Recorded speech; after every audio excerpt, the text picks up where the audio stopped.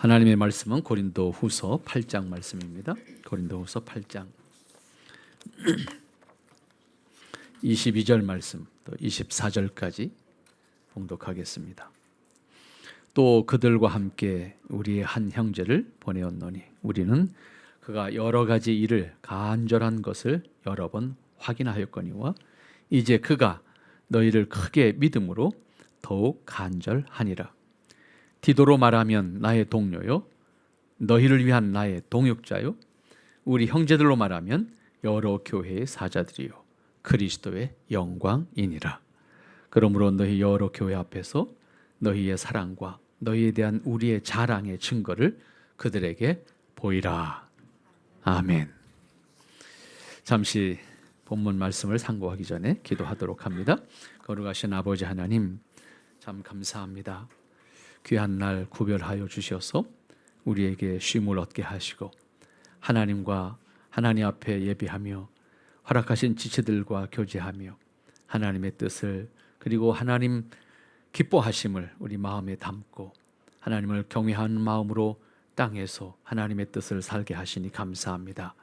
이제 허락하신 말씀을 통해서 미디에이터 교회가 이곳에 있어야 되는 이유를 또 우리가 미디에이터로 하나님 앞에 서야 할 우리의 본분이 어떠함을 다시 헤아려서 마음에 간직할 수 있는 귀한 시간이 되도록 하나님께서 축복하옵소서. 아버지가 주장하시는 시간이기를 소망합니다. 예수님의 이름으로 기도하옵나이다. 아멘. 오늘 귀한 말씀 함께 상고할 텐데 우리가 미디에이터 교회라고 하는 이름으로 우리 스스로가 그 이름에 동의해서 함께 모이는 사람들입니다. 그러나 완전하고 유일한 미디에이터는 예수님 외에 존재하지 않습니다. 또한 완전한 미디에이터라고 자처할 수 있는 사람도 세상에는 없습니다. 그럼에도 불구하고 우리는 스스로 미디에이터라고 자처한 것은 예수님을 통해서 거듭난 은혜를 받은 사람들이기 때문에 예수님의 중보사역을 통해서 속죄와 구원의 은혜를 받은 사람들이기 때문에 우리는 유일한 중보자일 수는 없지만 하나님을 모르는 세상에 하나님을 알게 하는 일과 또 하나님께로 사람들을 인도해서 복음에 담긴 하나님의 뜻을 살게 하는 역할, 그리고 궁극적으로는 하나님과의 관계를 회복해서 하나님의 뜻을 땅에 이루어 가도록 하는 중보자로서 우리의 역할이, 우리의 신앙이, 또 우리의 삶이 있다고 생각해서 함께 모여 우리 스스로를 미디에이터라고 생각하고 있습니다. 특별히 오늘 우리 교회 설립 3주년을 맞이해서 미디에이터 교회가 세상에 있어야 되는 이유를 우리 스스로가 이 미디에이터기를 자처하는 사람들로서 진정한 미디에이터의 모습이 어떠한 것이어야 될까라고 하는 것을 오늘 바울이 디도를 고린도 교회에 보내면서 남긴 그 말씀 속에 담겨져 있는 곳에서 찾아보면 좋겠다 생각을 했습니다. 본문은 바울이 디도를 스스로 가장 아끼는 제자지만 이 제자를 고린도 교회에 보내면서 오늘 남긴 아주 귀한 말씀들을 우리에게 허락해 주고 있습니다. 내가 그를 고린도 교회에 보내면서 남긴 말 가운데 그 앞에 것은 생략하고 오늘 22절 말씀을 보았습니다만은 22절 말씀 여러분들이 먼저 한번 눈여겨보시기 바랍니다. 또 그들과 함께 우리의 한 형제를 보내었노니 우리는 그가 여러 가지 일에 간절한 것을 여러 번 확인하였거니와 이제 그가 너희를 크게 믿음으로 더욱 간절하니라. 우리가 보통 착각하기 쉬운 것이 있어요. 초대교회가 완전한 교회였다라고 생각한다. 또 그들과 함께 우리의 한 형제를 보내었노니 우리는 그가 여러 가지 일에 간절한 것을 여러 번 확인하였거니와 이제 그가 너희를 크게 믿음으로 더욱 간절하니라. 우리가 보통 착각하기 쉬운 것이 있어요. 초대교회가 완전한 교회였다라고 생각한다. 또 그들과 함께 우리의 한 형제를 보내었노니 우리는 그가 여러 가지 일에 간절한 것을 여러 번 확인하였거니와 이제 그가 너희를 크게 믿음으로 더욱 간절하니라. 우리가 보통 착각하기 쉬운 것이 있어요. 초대교회가 완전한 교회였다라고 생각하지는 없을 것입니다. 본문에서도 바울이 디도를 고린도 교회에 보내는 과정에서 왜 그를 보내야 했는지 설명하고 있습니다. 오늘 본문을 읽지 않았습니다만 그 앞절에 나오는 이야기들이 그런 얘기입니다. 우리가 20절 말씀을 좀 올라가서 보면 이것을 조심하면 우리가 맡은 이 거액의 연보에 대하여 아무도 우리를 비방하지 못하게 하기 위해서 내가 한 사람 보내지 않고 둘 딸려 보낸다, 그런 얘기 했거든요. 비록 선한 일이지만 거액의 구제와 선교를 위한 돈을 지평하게 되기 때문에 우리가 주 앞에서 뿐만 아니라 사람 앞에서도 선한 일에도 조심해야 될 것이기 때문에 내가 그렇게 한다, 그렇게 앞에 오늘 본문 읽기 바로 앞에 절에서 그렇게 기록하고 있습니다. 이렇게 초대교회에서도 이러한 문제들이 있었다라고 하는 것을 충분히 알 수가 있습니다. 그만큼 하나님의 일을 함에 있어서는 조심하지 않으면 안 되는 일도 있다라고 하는 것을 볼 수가 있습니다. 그러므로 바울은 디도를 미디에이터로 택하여서 어떻게 보면 고린도 교회에 보내는 일을 하고 있는데, 그를 고린도 교회에 보내서 고린도 교회를 온전하게 세우는 일을 하기를 원했습니다. 또한 그 일을 감당하되 그 과정을 통해서 하나님의 뜻과 은혜를 온전하게 하는 조심하지 않으면 안 되는 일도 있다라고 하는 것을 볼 수가 있습니다. 그러므로 바울은 디도를 미디에이터로 택하여서 어떻게 보면 고린도 교회에 보내는 일을 하고 있는데, 그를 고린도 교회에 보내서 고린도 교회를 온전하게 세우는 일을 하기를 원했습니다. 또한 그 일을 감당하되 그 과정을 통해서 하나님의 뜻과 은혜를 온전하게 하는 조심하지 않으면 안 되는 일도 있다라고 하는 것을 볼 수가 있습니다. 그러므로 바울은 디도를 미디에이터로 택하여서 어떻게 보면 고린도 교회에 보내는 일을 하고 있는데, 그를 고린도 교회에 보내서 고린도 교회를 온전하게 세우는 일을 하기를 원했습니다. 또한 그 일을 감당하되 그 과정을 통해서 하나님의 뜻과 은혜를, 정말로 간절함이 있는 사람이야. 그런데 어떻게 표현했습니까? 우리는 그가 여러 가지 일에 간절한 것을 여러 번 확인했다. 그가 거듭난 이후에 그가 자신이 거듭난 사람으로서 어떠한 사람이어야 하겠는지를 참 간절히 그 스스로에 대해서, 그리고 그가 맡은 일에 대해서 그가 사모하고 있는 모습을 우리는 여러 번 확인했다. 바울이 디도를 기꺼이 고린도 교회의 여러 가지 문제를 또 일을 위해서 보낼 수 있었던 것은 그가 모든 일에 있어서 간절함을 가진 사람이야, 그렇게 표현하고 있습니다. 여기서 중요한 이 말, 간절함은 어떠한 것일까? 우리말로는 신실한 마음, 혹은 근면한 마음, 더 나아가서 열심, 아주 열정을 가진 마음, 이런 말로도 번역을 할 수가 있을 것입니다. 그러나 오늘 성경에 번역된 간절함이라는 단어가 더 저는 마음에 와닿는 것 같습니다. 무엇에 대해서든지 우리가 간절함이 있을 때 그 간절함이 나를 통해서 드러나게 되는 것이고, 그 간절함이 나를 통해서 나타날 때 나 또한 그 간절함을 드러내는 사람이 되는 것이고, 내가 추구하는 것이 무엇인가, 내가 이루는 것이 무엇인가 라고 하는 것이 보여지게 될 것입니다. 어떤 의미에서, 그런 의미의 여기 간절함이라고 하는 것은 앞에서 표현했던 신실함이나 근면함이나 열정이나 이 모든 것을 포함해서 간절함이라는 단어가 훨씬 더 포괄적인 의미를 가지고 있지 않을까 생각을 합니다. 그러면 디도는 어떤 일에 임하든지 신실하고 그 일에 대해서 열정을 가졌던 사람이다라고 하는 것을 우리가 충분히 알 수가 있는데, 오늘 우리가 그리스도의 복음을 통해서 거듭난 사람이라고 하는 내 신분에 대한 확인을 하고 있다고 하면, 내 신분에 대해서 나는 그렇게 간절함을 가지고 있는가라고 하는 거예요. 내 신분에 대해서, 내가 거듭난 사람으로서의 신분에 대해서 내가 주님 보시기에, 또 세상 사람들 볼 때에 내가 그렇게 신실함으로 여김을 받을 수 있을 만큼 내 자신에 대해서 간절할 수 있는가라고 하는 거예요.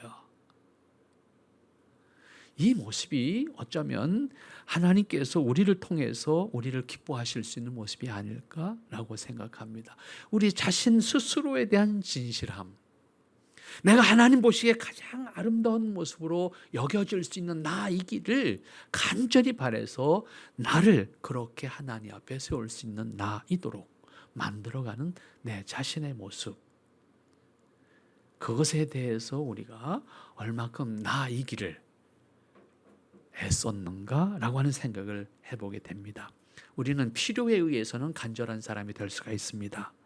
어떠한 것을 이루기 위해서 내가 가지고 싶은 것을 원해서 그것을 내가 달성하기 위해서는 간절함으로 내 자신에 집중할 수 있고 내게 주어진 기회를 내 그 간절함을 완성하기 위해서 사용할 수가 있게 될 것입니다.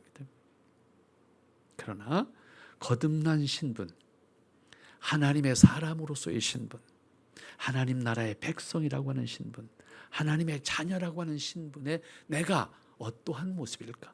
과연 그 모습에 나는 어느 정도의 모습으로 내가 하나님 앞에 설 수 있다고 생각할 수 있을까라고 하는 측면에서 나를 하나님이 보실 때 내가 저 사람은 너는 정말 간절함으로 누구 앞에도 내놓을 수 있는 사람이야.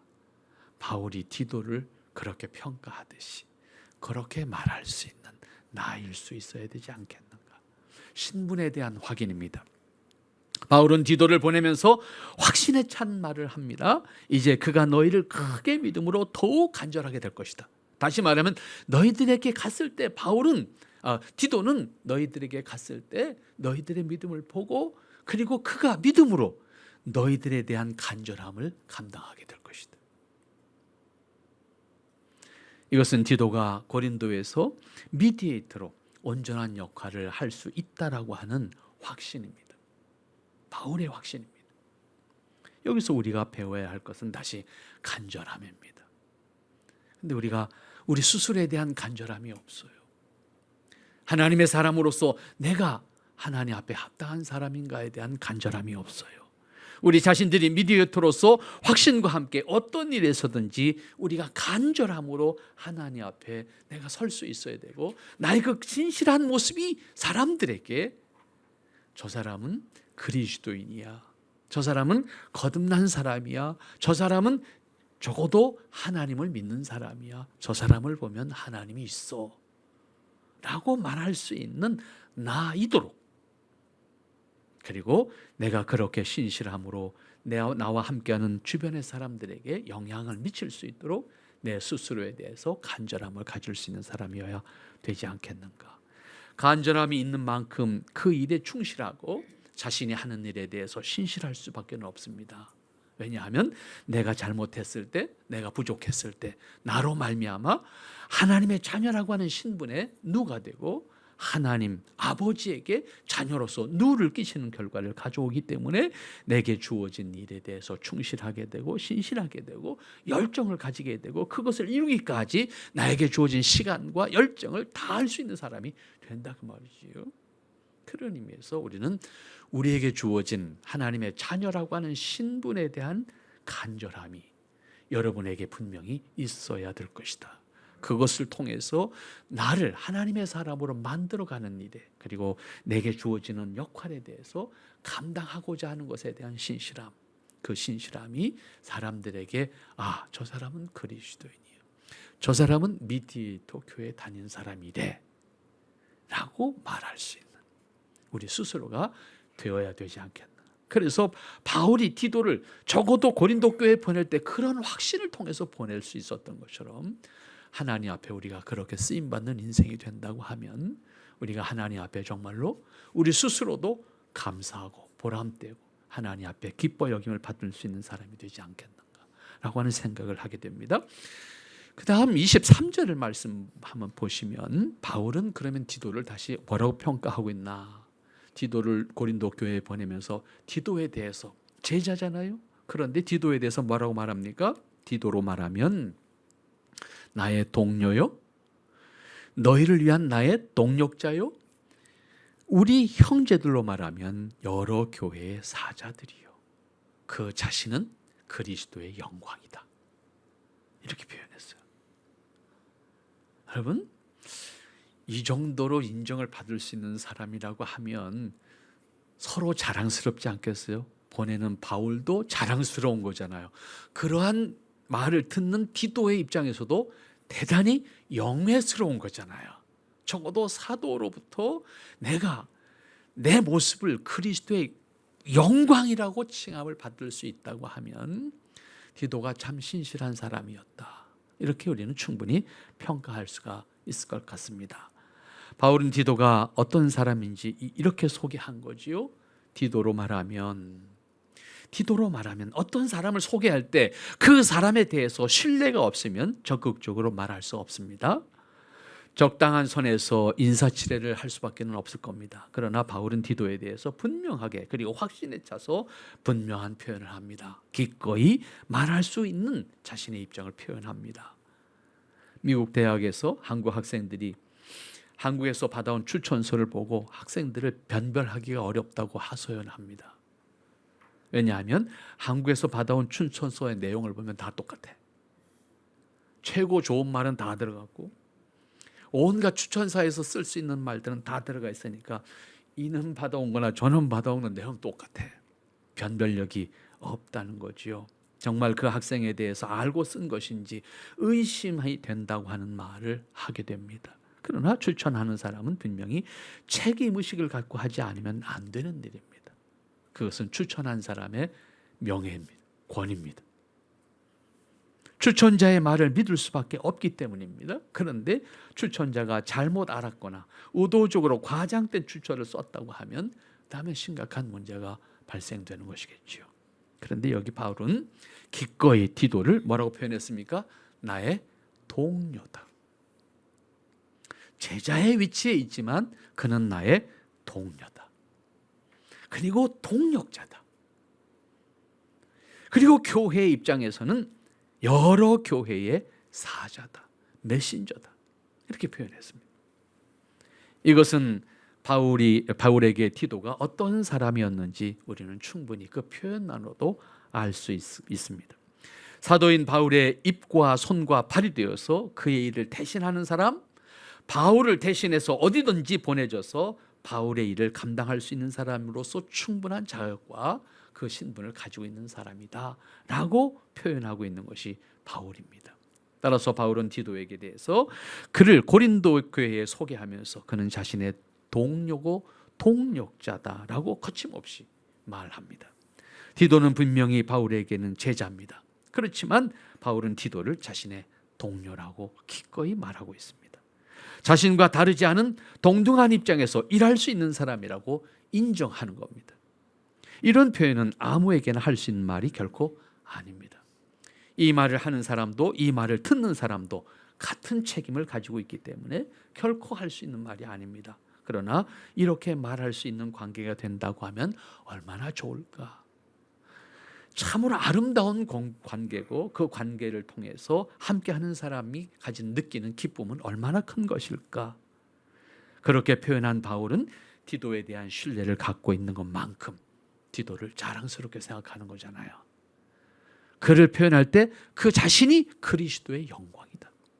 여러분 이거 아무데나 붙일 수 있는 얘기가 아니잖아요. 그 사람을 소개하면서 그 사람이 곧 그리스도의 영광이야 라고 말할 수 있는 것이 쉽지 않잖아요. 또한 디도는 사도인 바울에 대해서 자랑스럽게 생각하고 존경을 더하게 될 겁니다. 우리 선생님이 사도가 나를 적어도 이렇게 인정해 주니 나는 그 인정함에 대해서 누가 되지 않도록 행여라도 내 스스로가 결격 사유가 없도록 그 권위와 명예에 누가 되지 않도록 나는 더 신실해야지 라고 자기 자신에 대한 간절함을 더 가지지 않겠습니까? 바울이 사랑스러운 만큼 자신의 영에도 더해지기 때문에 이러한 두 사람의 관계를 확인해 볼 수가 있는 겁니다. 이렇게 미디에이터는 예수님께서 너는 나의 동료야 라고 말할 수 있는 우리의 모습이 돼야 되지 않겠는가. 예수님이 우리를 향해서 너는 나의 동료고 너는 나의 명예고 너는 나의 자랑이고 너는 나의 기쁨이다. 너는 나의 영광이다 라고 말할 수 있는 관계. 그것이 우리 스스로가 하나님 앞에서 미디에이터임을 확인하는 과정 속에 내 자신이 만들어져야 되는 모습이라고 생각합니다. 또 하나는 동역자라는 표현을 했습니다. 동료라고 하는 말보다는 약할 수 있을지 모르겠습니다만은 같은 개념으로 보아야 될 것입니다. 특별히 어떠한 일을 함에 있어서 바울과 같은 권위로 일하는 사람이라는 의미가 되지 않겠습니까? 일정한 권위를 위임할 수 있는 사람이라고 하는 의미입니다. 실제로 선교사들이 우리나라에 와서 교회를 세우는 과정에서 같은 비슷한 단어를 썼었지요. 선교사들이 들어와서 교회를 개척하고 복음을 전하는 과정 속에서 공동체들이 늘어나는데 그 늘어나는 숫자를 선교사들이 감당할 수가 없었어요. 선교사 숫자는 제한되어 있는데 교회는 많고 하니까 예배를 인도할 수가 없는 거예요. 몸은 하나인데 지금처럼 차가 있는 시대도 아니고 차가 있어도 하루에 뭐 가서 예배를 인도할 수 있는 곳이 몇 곳 되겠습니까? 그런데 예배를 드릴 수 없으니까 선교사님들이 어떻게 했습니까? 자기 가방 들고 쫓아다녔던 조수, 몇 년 동안 쫓아다니다 보니까 선교사가 뭘 어떻게 하는지 어깨너머로 배운 거지. 그러니까 도저히 안 됐으니까 내 대신 갔다 와라. 내 대신 갔다 올 수 있을 만큼 이 조수에 대한 신뢰를 갖지 못하면 보낼 수가 없지요. 가끔 가방 들고 도망간 사람도 있으니까 실제로. 그러니까 정말로 교회는 많은데 갈 수 있는 교회가 안 되니까 자기 조수를 보내서 교회들을 돌보게 했습니다. 그것을 하다 보니 이게 이렇게 해서는 안 되겠으니까 아예 제도를 조사라고 하는 제도를 만들었습니다. 한국 교회에만 있는 제도였습니다. 조사, 헬퍼입니다. 도움입니다. 요즘 말로 말은. 그냥 도움이라는 이름을 직분으로 세워서 내 대신 넌 거기, 오늘은 네가 거기 가, 난 이쪽에 갈 때. 이렇게 해서 우리나라 초기 교회들을 섬겨왔던 것을 우리가 볼 수가 있습니다. 이때에 선교사가 그 조사로 보낼 수 있는 자기 조수를 그만큼 적어도 신뢰하지 못하면 보낼 수가 없는 거죠. 그런 역할을 감당함으로써 사실은 우리나라 교회가 이만큼 성장하는데 눈에 보이지 않게 큰 역할을 했던 분들 가운데 초기 교회의 직분, 지금은 그런 직분이 없습니다만은 초기 교회에 있었던 직분들 가운데 조사라고 하는 직분이 있었습니다. 또 그 다음에 권서인이라는 직분이 있었고 전도 부인이라고 하는 직분도 있었습니다. 그리고 나중에 조금 더 체계화해서 영수라고 하는 직분이 나중에 만들어집니다. 그렇게 해서 우리나라 성경에 없는 직분이지만은 일꾼이 없어서 일꾼을 대신할 수 있는 사람들을 만들어서 사용하게 됐던 직분들이 그러한 조사나 권서인이나 또 전도부인, 영수 이러한 이름들로. 감리교 같은 경우에서는 본초 전도사 뭐 이런 표현도 썼습니다. 그런 일들을 할 수 있는 사람들을 선교사들이 찾아서 신뢰를 통해서 보냈던 것을 볼 수가 있습니다. 그런데 디도와 그의 일행은 여러 교회의 사자들이다라고 하는 말로 23절에서도 표현하고 있습니다. 그들은 바울이 가르친 복음을 전달하는 사람들이었고 그리고 그들은 곧 그들의 모습이 그리스도의 영광이라고 표현할 만큼 바울은 그들에 대한 신뢰를 가지고 있었습니다. 진정 교회들에게 신뢰와 존경을 받는 것은 그리스도의 영광을 드러내는 것이고 교회가 이 땅에서 하나님의 뜻을 하나님의 영광을 온전히 드러낼 수 있는 모습으로 있다고 하면 곧 그리스도의 영광이 교회를 통해서 드러나게 되는 것이고 그리스도인 우리 자신의 모습을 통해서 드러나게 되는 겁니다. 오늘 하나님 나라는 보이지 않습니다. 제가 가끔 교회를 보이는 하나님 나라여야 된다 그런 표현을 하는데 바로 우리 스스로의 모습이 보이지 않는 하나님 나라의 모습을 드러냄으로써 세상 사람들이 하나님을 알고 하나님 나라를 사모할 수 있도록 해야 되는 것이 교회의 모습이고 신자의 모습입니다. 그러한 모습이 우리 자신들에게 만들어져야 되고 그러한 교회의 모습을 우리가 만들어 가야 하는 것입니다. 제가 개인적으로는 그런 비슷한 좀 경험을 한번 했던 적이 있습니다. 저에게는 굉장히 영예로운 일이었죠.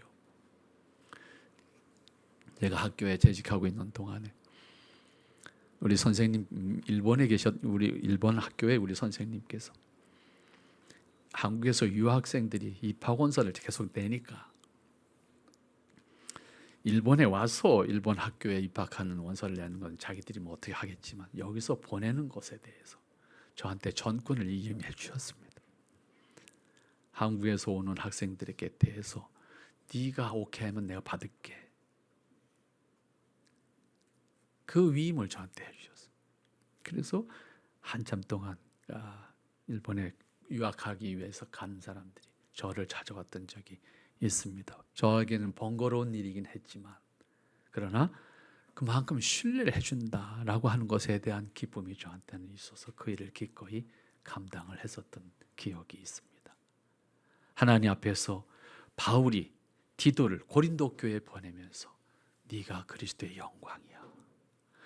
그 사실을 고린도 교회 사람들에게 공포하는 이야기잖아요. 오늘 우리는 우리 스스로가 움직이는 그리스도의 영광일 수 있어야 합니다. 그것이 우리가 이 땅에서 뭘 통해서가 아니라 미디에이터의 모습을 그대로 드러내는 겁니다. 우리 교회가 이 땅에서 그리스도의 영광이어야 하고 우리 자신이 이 땅에서 그리스도의 영광이라고 사람들이 바라볼 수 있도록 우리 자신을 만들어가는 것, 그것이 가장 중요한 일이라고 하는 것을 기억하시기를 바랍니다. 그 다음에 이번에는 24절 말씀인데 24절 말씀은요 마무리를 하면서 반대로 이번에 고린도 교회 신자들에게 하는 말이에요. 디도와 일행을 고린도에 보내는 바울은 그들에 대해서 22절과 23절에서 설명한 다음에 고린도 교회가 디도의 일행을 맞이하게 될 때 어떻게 해야 할 것인지를 말하는 겁니다. 이 부탁은 미디에이터이기를 자원하는 사람들에게 있어서 매우 중요한 말씀이라고 생각해 보고 싶습니다. 디도만 말하면 디도는 특별한 사람이라고 생각하기 쉽잖아요. 그래서 그는 그래야 된다고 생각하기 쉽잖아요. 그런데 24절은 디도에 대해서 말하는 것이 아니라 고린도 신자들이 디도를 맞이할 때 너들은 어떻게 맞이해야 되는지 그 얘기를 하는 것이거든요. 바울이 부탁하는 말씀에 집중을 해보면 금방 알 수가 있습니다. 이것은 곧 미디에이터 교회가 가지고 있어야 되는 정체성이고 우리 자신들의 자기의식이라고 할 수가 있습니다. 그것이 뭡니까? 너희는 여러 교회 앞에서 너희의 사랑과 너희에 대한 우리의 자랑의 증거를 그들에게 보여라. 고린도 교회도 바울이 가르쳤잖아요. 그리고 고린도 교회에 대한 신뢰를 나름 바울은 하고 있어요. 물론 부족함이 있어요. 그래서 디도를 보냈어요. 그런데 그 고린도 교회 신자들에게 디도 일행을 맞이할 때 내가 그들에게 너희에 대한 자랑을 많이 했거든. 그러니까 내가 자랑했던 거 헛되지 않도록 내가 했던 말을 그들이 진짜 우리 사도 선생님께서 말씀하신 것이 맞구나 할 수 있을 만큼 그들에게 내가 자랑했던 거 실망하지 않게 너희들이 그 자랑을 잘 드러내 보여라. 그 얘기.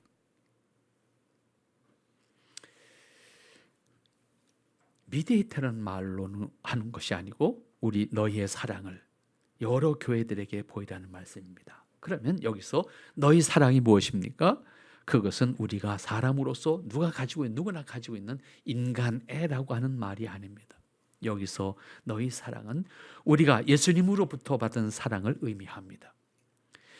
그리스도인이 자신의 삶을 통해서 드러내는 사랑은 자신의 사랑이 아닙니다. 그것은 결코 감당할 수 없는 한계를 가지게 됩니다. 결혼하는 과정에서 결혼은 사랑의 결실이라고 생각하기 쉽습니다. 그러나 결혼은 사랑을 배우기 시작하는 첫걸음이다라고 하는 표현을 하는 것이 아마 맞지 않을까 생각합니다. 결혼은 겨우 사랑을 아는 단계이기 때문입니다. 그런데 열매라고 생각하면 금방 실망하게 됩니다. 지치게 됩니다. 그래서 뜨겁게 사랑했는데 결과 아픔이 되는 경우들이 있습니다. 그런데 하물며 우리가 사랑한다는 의지나 말로 하나님의 사랑을 담아낼 수 있을까라고 하는 질문을 하게 됩니다. 그것은 결코 장담할 수 있는 것이 아니라는 거예요. 그리스도인이 드러내야 되는 사랑은 자신의 것이 아니라 예수님의 사랑입니다. 내가 받은 예수님의 사랑을 내 인격과 내 삶을 통해서 드러내는 겁니다. 그리스도인의 사랑은 자신이 예수님으로부터 받은 것을 사랑으로 드러내야 된다는 의미입니다. 내 것으로 감당할 수 없지만 예수님께로부터 받은 사랑을 감당하는 것을 통해서 하나님의 사랑이 어떤 것인지 교회와 세상에 보여야 한다는 말씀입니다. 내가 할 수 있는 것으로 한다고 하면 그것은 자랑이 될 것입니다. 그러나 하나님 앞에서 자신을 전적으로 부정하고 오직 하나님의 사랑으로 덧입어서 그것을 감당해야 한다는 말씀입니다. 미디에이터는 오직 예수님의 사랑을 드러내서 보이는 것입니다. 내가 하는 것이 아닙니다. 자신의 것을 드러내는 것이 아닙니다. 오직 예수님께서 우리를 사랑하심으로 감당하신 고난과 희생과 그 사랑을 내가 믿는다고 고백하는 것만큼 내 인격을 통해서, 내 섬김을 통해서 담아내는 겁니다. 이 땅에 오셔서 복음을 전했던 초창기에 많은 선교사들이 그랬습니다. 예를 들어서 우리 남장로교회를 좀 들어보도록 하겠습니다. 남장로교회 선교부가 주로 호남 지역 선교를 했습니다.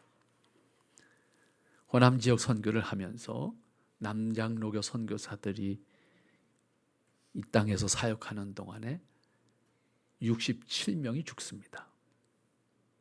67명 가운데 3분의 2가 아이들입니다. 아이들이 왜 죽었습니까? 그냥 풍토병으로 다 죽은 겁니다. 선교사들도 대부분 풍토병으로 죽습니다. 67명이 죽었습니다. 한번 생각해 보세요. 그래서 그들은 풍토병을 이길 수 있는 방법이 없을까? 그것을 찾았던 것이 바로 사람들과 격리됐던 곳을 찾아가는 것이고, 그 과정을 통해서 그들이 살아남아야 되기 때문에 살아남기를 원했던 것입니다. 그래서 초기에는 어디 피할 데가 없으니까 주로 절에 피했어요. 이 서울에서 가깝게는, 서울에서는 관악산에 있는 절에 주로 많이 가서 피해 있었습니다. 전염병이 돌거나 하면 다 갈 데가 없으니까 주로 관악산 속에 있는 절들에 들어가서 선교사님들이 피난 생활을 했습니다. 그러다가 이걸 계속 할 수 없으니까 피난처를 만들어야 되겠구나. 그래서 만들었던 것이 지리산 꼭대기에다가 피난처를 만들었던 겁니다. 오죽했으면 그 산 꼭대기까지 올라가서, 일단 올라가면 물이 오염이 안 됐고 모기나 해충이 없으니까 일단 그러한 것으로부터 자연스럽게 격리가 되는 공간 속에 들어가서 여름을 살아남을 수 있었던 거예요. 그러한 일을 하면서 그분들이 이 땅에서 그리스도의 사랑을 드러내기를 원했습니다. 너희에 대한 우리의 자랑의 증거를 그들에게 보이라. 24절에서 바울이 고린도 교회에 부탁하는 말입니다. 너희에 대한 우리의 자랑, 내가 가지고 있는 너희에 대한 자랑을 그들에게 보여라. 바울은 디도와 일행을 고린도 보내면서 여러 가지 이야기를 했습니다. 그들에게 고린도 교회 신자들에 대한 자랑도 했습니다. 이것이 바울이 고린도 교회를 가르쳤고 나름 그들이 복음 신앙을 가지고 신실하게 살고 있음을 디도와 일행에게 자랑스럽게 얘기했습니다. 사도로서 복음을 전해서 교회를 세운 다음에 그 교회를 양육하는 과정 속에서 제자들을 보낼 때 이렇게 표현하는 것을 생각하면서 이 말씀을 보면 바울의 심정이 충분히 이해가 됩니다. 그러면서도 당부하는 말을 하는 것은 양쪽이 다 제자잖아요. 서로에게 위로와 소망이 되기 위해서 서로에게 격려하는 말을 하고 있는 것이잖아요. 행여나도 실망하면 안 되니까. 고린도 교회가 디도와 그 일행을 맞이할 때 그들에게 실망이 되지 않도록 배운 대로 할 것을 요청하는 말씀인 것인데, 이것은 역시 미디에이터로서 우리가 깊이 마음에 새겨야 될 말씀이라고 생각합니다. 작은 것부터 내가 깨달은 것을 믿음과 삶에서 그대로 드러내면서 우리에게 주어진 하나님의 뜻을 살아가는 기쁨을 내 자신의 삶 속에 구현하고, 우리에게 주어진 사명으로서의 이 일을 통해서 구현하고, 그리고 단지 외적으로 보여주기 위해서 하는 것이 아니라 자기 자신에게 대해서 진실해서 디도가 바울에게 저 사람은 간절한 사람이야 라고 평가를 받았던 것처럼 우리가 완전하지 않지만 하나님이 우리를 보실 때 참 신실하다. 우리를 보실 때 참 신실하다. 제가 가끔 그런 말씀을 드리지 않습니까? 어린 아이들이 이제 한 4살 먹은 놈이 할아버지 어깨 주물면서 시원해 그러면 할아버지 뭐라고 그래요? 시원하다고 그러잖아요. 정말 시원합니까? 아니요. 귀찮아. 근데도 시원하다고 합니다. 왜? 사랑하니까. 남의 아이가 그러면 귀찮은 거예요. 내 아이가 하기 때문에 시원하다고 합니다. 우리가 완전해서가 아니에요. 우리가 비록 불완전하지만 하나님이 우리를 사랑하시기에, 그리고 나는 신실하기에 하나님이 보실 때 자랑스러운 거예요. 영예스러운 거예요. 우리에게 완전한 걸 요구하시는 것이 아닙니다. 신실한 걸 요구하십니다.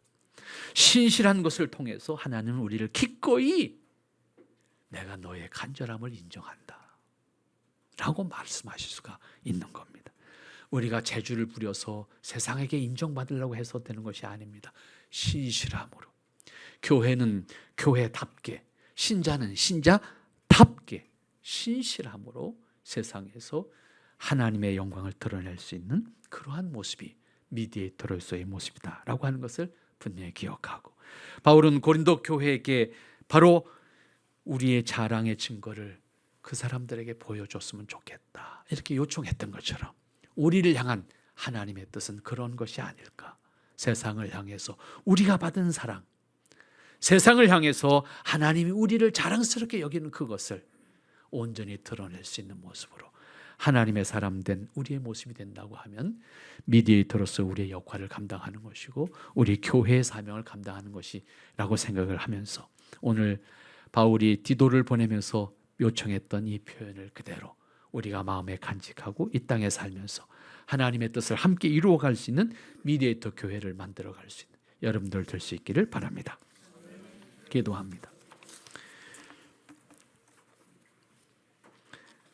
하나님 아버지, 참 감사합니다. 하나님께서 허락하신 은혜와 또 크신 사랑을 함께 이루어가기에 부족함이 없도록 축복하시고, 특별히 오늘 우리 미디에이터 교회 3주년을 맞이해서 우리의 모습이 어떠한 것이어야 할는지, 우리가 이 땅에서 하나님의 자녀된 모습으로 어떠한 모습으로 서야 할는지, 미디에이터 교회라고 하는 이름으로 함께 하기를 원했던 우리의 모습이 하나님 보시기에 어떠한 것이어야 되는지 우리 스스로 다시 한번 생각하면서 하나님 앞에 설 수 있는 교회가 되게 하시니 감사합니다. 하나님, 우리를 더욱 귀히 여기시고 더욱 사랑하시고 더욱 축복하실 때 하나님이 우리를 부르셔서 미디에이터로 세우신 그 본분을 잊지 않게 하시고 그 사명을 감당할 수 있는 교회가 되게 하시며 내가 될 수 있도록 축복해 주시옵소서. 예수님의 이름으로 기도하옵나이다. 아멘.